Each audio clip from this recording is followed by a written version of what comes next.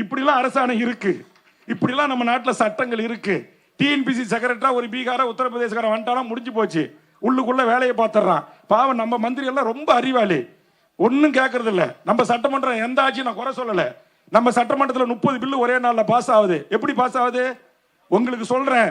உங்களுடைய இந்த போராடும் உரிமையை தமிழ்நாட்டில் இருக்கிற அத்தனை கட்சிகளிலும் கண்ணுல மண்ணை தூவிட்டு இந்த சட்டமன்றத்தில் சட்டத்தை கொண்டு வந்து சட்டத்தை அறிமுகம் செய்கிறோம். எதிர்ப்போர் இல்லை எங்க, எதிர்ப்போர் இல்லை எங்க, ஆதரிப்போர் அதிகம் என்று கருதுகிறேன்.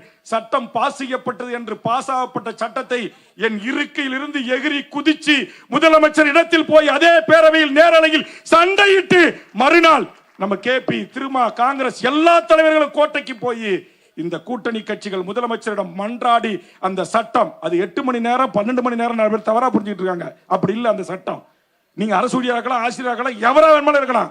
நீங்க தனியார் நிறுவனத்தில் வேலை செஞ்சாலும் அதான், அரசாங்கத்துறையில் வேலை செஞ்சாலும் அதெல்லாம், எத்தனை மணி நேரம் வேண்டுமானாலும் கணக்கில்லாமல் உங்களை வேலை வாங்கலாம் என்கிற மிக மோசமான ஒரு சட்டம் பாஸ் ஆகுதுங்க.